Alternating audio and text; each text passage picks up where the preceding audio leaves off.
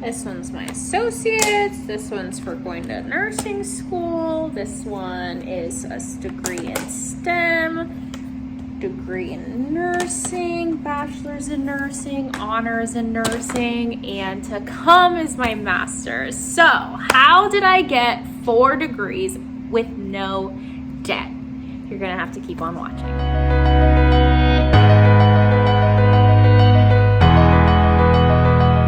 Hey guys, it's X. Welcome back to my channel. This is gonna be another nursing video, but mainly not just nursing, but how I got through college with 0 debt to my name. So a little back history, if you don't know me and you haven't been watching my videos, I moved out of my house when I was 18 years old. I was living on my own. The first 2 years were very rough. I did not have financial support from my parents. So going through college was definitely super expensive.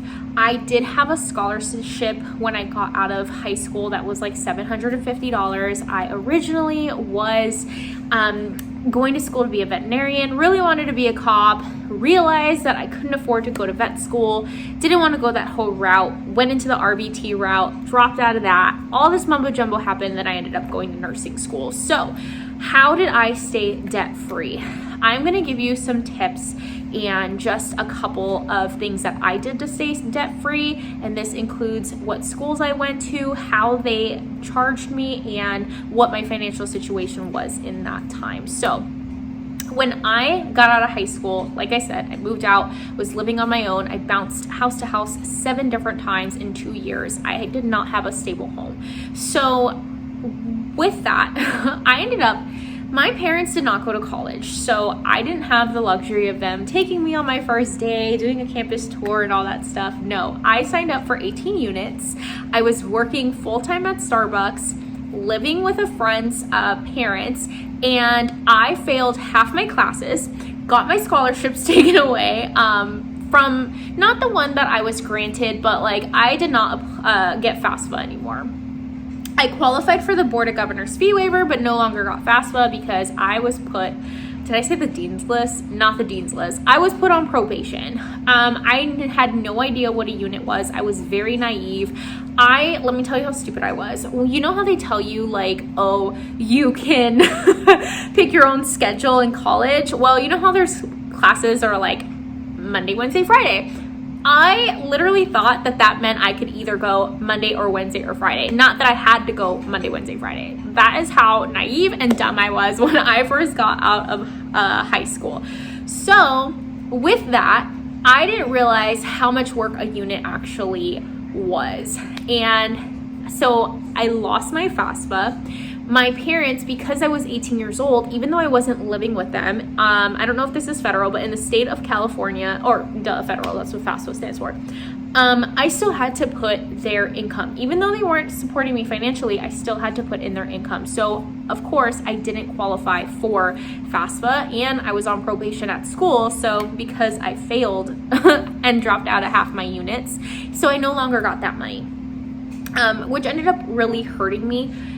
Because I didn't get FAFSA, I think, again, until I was about 25 years old, if you can believe that. I did qualify for the Board of Governors fee waiver. I don't know if that's everywhere. I just have experience in California, but what that is they pay your tuition, but they don't pay for, like, they don't give you money for books. They just straight up pay your tuition. I couldn't find a stable home, so I kept dropping out of school, and I thought I was even going to lose that. The people that had given me my $750 scholarship asked me, like, how come you didn't reapply? I didn't reapply because I was like, I'm trying to find a stable home. I keep dropping in and out of class. I just didn't want to waste the money when I knew it wasn't the right time for me to go to college because my priority was trying not to be homeless. So things that got me through was one day when I finally got disqualified from the police department, and I was like, what am I going to do with my life now? I have nothing. At least I felt like I had nothing left.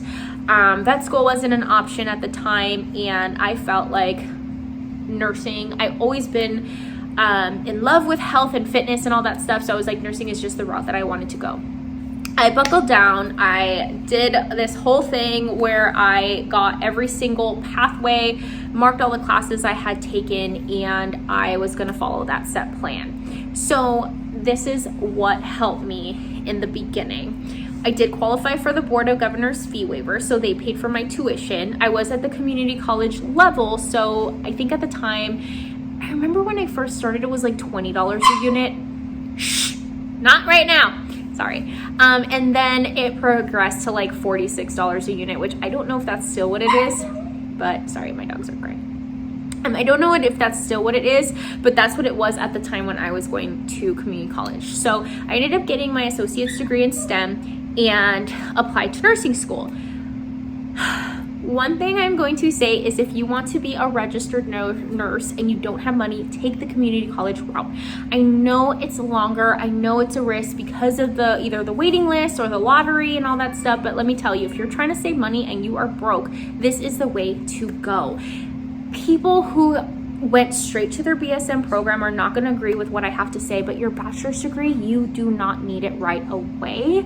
It did not make me a better nurse because of it. If you don't have the money, you don't have to rush into a bachelor degree program. Also, I don't advise, if you don't know what type of nurse that you want to be an LVN first, because a lot of those programs actually cost more money than if you were to go to the community college registered nursing route. My RN was $4,000 total. Let me repeat that, $4,000 total at $46 a unit. When I didn't get into school right away, looked at a couple of different LVN programs and they range from $10,000 to $25,000. You guys, this is a step below RN and you don't get paid as much as a registered nurse. And the only difference between an LVN and RN is really that you can't educate a patient, you can't assess them, and you can't give IV medication, from at least what I know. That is not a lot of stuff for 1 year less to pay $25,000. That is an excessive amount of money to pay to a private school when you can go to community college a little bit longer, at least in the state of California, because that's how much it costs for us, and only pay $4,000. So right when I was doing that, because I was a broke college student living on my own, what I would do is, of course, in the beginning of the year, you get all your tax money. I would save all that money and use it for school. Because I was getting my tuition paid, I would use Chegg. If it was not for Chegg, I don't think I would have ever been able to go to college. Chegg made books so much cheaper, so much affordable, and you can rent them for however long, and they give you and quote you different prices. If you don't want to carry the books, they have the ebook option. You can buy them, sell them. Chegg is just such an amazing company, and I write them all the time to thank them because I don't think I could have graduated or even get to the level of education that I am if it wasn't for them, and I still use them to this day. So that is such a big thing. I will link them down below, chegg.com. They used to have this cool program. I don't think they do it anymore, but every time you would rent a book, you would get to pick where in the world they would plant a tree, and you would every time you rented, they'd plant a tree in that place. Awesome. I don't think they do that anymore. But anyway, people might not agree that going straight to ADN is the best way. Some people with a bachelor's degree who went straight to the bachelor's degree might be a little offended, but honestly, you guys, I did my associate's degree in STEM, which you did not need. I just happened to have it because I went to school for so long, and I got that. And then I went to the RN program. And then this is how I got out debt free. While I was an RN, I was able to work. I only had an ADN in registered nursing. So I needed a bachelor's. There are so many online 15-month, 24-month BSN programs that range all across the board, from the cheapest I think I found at $7,000 to like the most expensive, which I think is like $30,000 to $50,000. You guys do not have to spend that much money to get a bachelor's degree. Bachelor's degree, when I took it, was more focused on like leadership, management, theory, a lot of that stuff. Nothing made me a better registered bedside nurse. And I'm sorry if you don't agree with that, but it did not make me any clinically like smarter than what I am, like, or was beforehand. There were a couple of things that at the bedside I could tell the difference of, but it was not a huge significant difference. Like, I used to work in a hospital that in the ICU, they were like, you should not touch anything in the room without wearing gloves on. And I was like, what about therapeutic touch and how you don't want to make your patient feel like a bubble? Or you shouldn't give patient information to this person. They are just a friend. They are a roommate. They are not family. What happened to the development of different types of families and how they're evolving and how there's extended families, and you know what I mean? So those are the kind of things that I noticed were not in the hospital yet that I learned in my BSN program. But when there came to assessment, giving meds, diagnosing, stuff like that, it did not make me a better nurse. My bachelor's didn't do anything for me other than allow me to work at a magnet hospital and pave the way for me to get my master's. So my other tip is find a school that pay as you go. So when I was my first year of being a nurse, I decided to go back and get my bachelor's because I wanted to be more marketable, and they said in 2020, California was gonna make it mandatory to have a BSN in order to work in a hospital, and we were all worried that we were gonna lose their jobs. And like, this was back in 2016 that I was told this. Well, now it's 2021 and it's still not a mandate that you absolutely have to have a BSN. However, there are several hospitals that are trying to reach magnet status that are requiring you to at least be enrolled by the time you start working with them. And that is exactly how I kind of got conned into doing my BSN right away, immediately as soon as I started. I would say give yourself some time after you become a nurse. Don't rush into your BSN program, especially if you already have a job that doesn't require you to, unless you really are determined to work at a magnet hospital, or that's the only option you have. Then unfortunately you have to have a BSN. But anyway, the school that I picked was not like a traditional college where you had to pay per semester or for like full-time, part-time, and you pay a set amount no matter how many classes you're taking. I paid per unit, and I wanted that because it was exactly like community college. I picked a school that I was able to pay per unit. I was able to stop and go whenever I wanted, and the reason why was because I have always had problems with keeping a stable home as I was like, growing up into my mid-20s. So it was very important for me to not get in debt. If there was one thing that my father ever taught me, it was always protect your credit score and don't get into debt. So that kind of paved my mentality of, if I can't afford it, a student loan was never even in my thought process. I am not taking out student loans. Student loans, I've heard nightmares of people who said they borrowed $30,000, but because of interest rates, now they're in like $50,000 debt. That does not seem appealing to me. That does not seem like an option for me. And I work too hard to make as much money as I make just to give it back to a bank or lender, whoever is giving your loan. So that was just not an option for me. I always felt like, what if I lose my house again, or have to move again, or I lose my car? Like, how am I going to be able to afford school? I don't want to be in debt. I don't want to ruin my credit score. That was always my number one goal. So by finding a school that lets you pay as you go, you can save up money, or if you already have it saved when you start, you can pay it, still continue to work as an RN, and then pay it off the next class. That is what made it so much easier for me to pay off my bachelor's degree. At the time when I started going, thankfully, I was no longer like under the suspension of you have to, like, I didn't get money from Fasfa. Of course, not all the schools always have you apply. So I think when I got my BSN, I want to say they paid maybe $3,000 to $5,000 of my bachelor's degree, and my bachelor degree program was, I think, $11,000 in total. So I did, thankfully, at that time, get a little bit of help from Fasfa.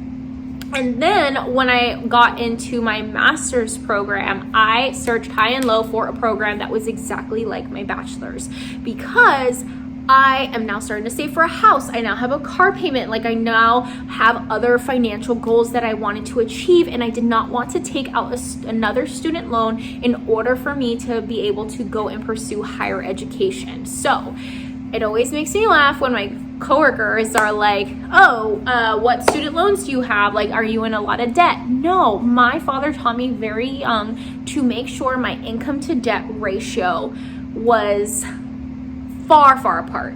You guys, when I was living in my studio, my bills were $1,200 a month and I was making about $4,200. You do the math.